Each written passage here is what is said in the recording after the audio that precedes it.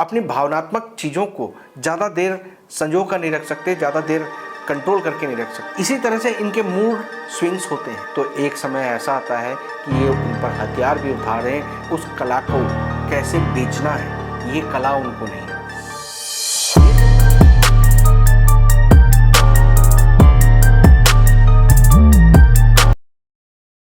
दोस्तों, किसी भी महीने की 2, 11, 20 और 29 तारीख को जिन लोगों का जन्म होता है उनका मूल अंक 2 होता है। मूल अंक 2 वालों की सबसे बड़ी खासियत ये होती है, या जो कुदरत ने उनको एक गुण दिया हुआ है, वो है इमोशंस। उनके अंदर भावनात्मक पक्ष बहुत स्ट्रांग होता है। इनका स्वामी चंद्र होता है। अब ऐसी प्रवृत्ति के कारण ये लोग कलात्मक होते हैं। चंद्रमा की तरह इनके अंदर एक नज़ाकत होती है। किसी भी चीज़ को कला से जोड़कर ये अगर काम करते हैं तो उसमें बहुत ज़्यादा क्रिएट कर सकते हैं और इनकी क्रिएटिविटी बहुत ज़बरदस्त। लेकिन इनकी एक प्रॉब्लम होती है कि किसी भी चीज़ को बहुत ज़्यादा सोचना शुरू कर देते, अपनी भावनात्मक चीज़ों को ज़्यादा देर संजो कर नहीं रख सकते, ज़्यादा देर कंट्रोल करके नहीं रख सकते। कलाकार तो होते हैं, लेकिन उस कला को कैसे बेचना है ये कला उनको नहीं। ये जरूर है कि किसी को गाइड कर पाते हैं कि आपको अपना सामान कैसे बेचना चाहिए, लेकिन अपने मामले में फेल हो जाता। और जैसे चंद्रमा घटता और बढ़ता है, वैसे ही इनके जीवन की जो कमाई है वो घटती और बढ़ती,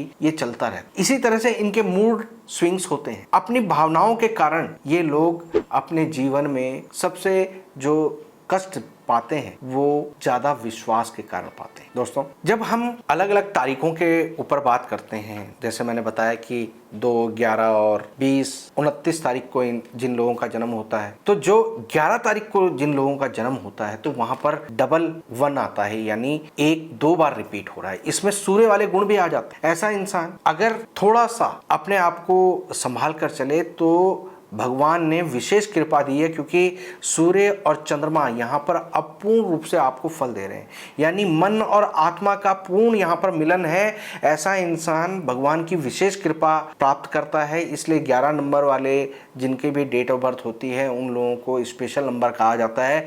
ऐसे लोगों के जीवन में वो कुछ करने के लिए आए होते हैं, अपने समाज में, अपने जो समुदाय है उसमें कुछ अलग हटकर काम करने की क्षमता होती है। और अगर ये अपने क्वालिटी को समझ लें, अपने इमोशंस को, अपनी ये जो फ्लैक्चुएशन वाली गुण है, इसको गुण ही कहूँगा, क्योंकि जो एक कलाकार होता है उसके अंदर जितनी वेरिएशन आती है वो उतना निखरता है, लेकिन वो बाकी चीज़ों में फेल हो जाता है।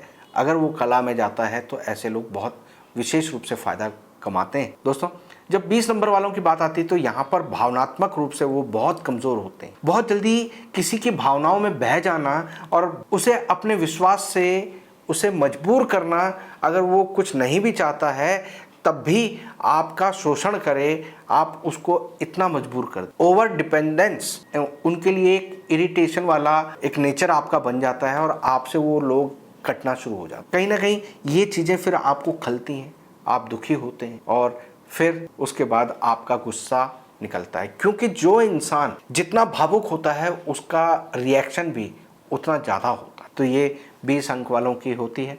इसके बाद बात करते हैं कि जिनका 29 तारीख का जन्म, यहाँ पर भावनात्मक स्वरूप और मंगल का ताकत, डोमिनेशन, ये दोनों ही चलते। अपनी भावनाओं से दूसरों को इमोशनल करके ब्लैकमेलिंग चलती, और वो पूरी बात ना हो, सामने वाला उसको पूरी तरह से एक्सेप्ट ना करे तो वहाँ पर वायलेंस भी हो जाता है। जब 29 तारीख वालों की बात करते हैं तो अगर इन्होंने किसी पर पहले बहुत मेहरबानी करी, उसके लिए अपने दिल के दरवाजे खोल दिए, तो एक समय ऐसा आता है कि ये उन पर हथियार भी उठा रहे हैं।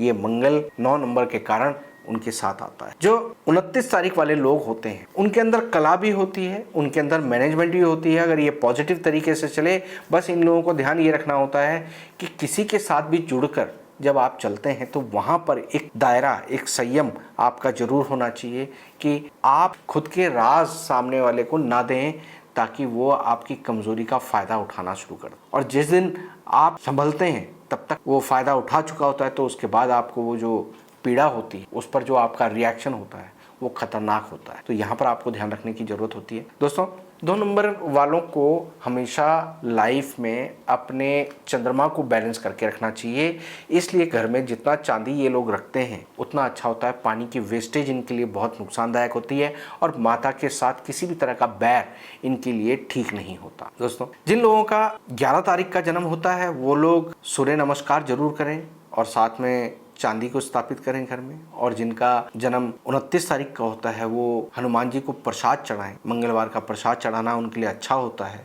और प्रसाद नहीं चढ़ा सकते हैं तो महीने 2 महीने में या वीकली वो अगर हनुमान जी को सिंदूर चढ़ाते हैं, चोला चढ़ाते हैं तो उससे उनको काफ़ी लाभ मिल जाता है। जब भी मूलंग 2 वालों को मौका मिलता है तो उनको कोशिश करनी चाहिए अपने मन को शांत करने के लिए, अपने अंतर आत्मा की धुलाई के लिए, अपने इंटरनल फ्रेशनेस के लिए उन्हें किसी नेचर के पास जाना चाहिए, पहाड़ों में जाना चाहिए, किसी झरने के नीचे नहाना चाहिए, समंदर किनारे जाना चाहिए, जंगल में जाना चाहिए। तो इन जगहों पर जाने से, अपना थोड़ा सा टाइम स्पेंड करने से माहौल चेंज होता है और उनके लिए काफ़ी पॉजिटिव होता है। और जब भी ये लोग इस तरह से अपने आप को ऐसी जगह पे ले आते हैं तो अपने आप को दोबारा से एक बाउंस बैक की स्थिति में लाते हैं और जिन चीज़ों से वो परेशान हो चुके हैं वहाँ से खुद को, अपने आप को बाहर निकाल पाते हैं और सफल होना शुरू हो जाता है। तो दोस्तों उम्मीद करता हूँ कि आज की इस वीडियो से आपको कुछ नया जानने को मिला होगा। वीडियो पसंद आई हो तो लाइक और शेयर करें, चैनल को सब्सक्राइब करें। फिलहाल के लिए मैं अपनी वाणी को विराम देता हूँ। ओम नमः शिवाय।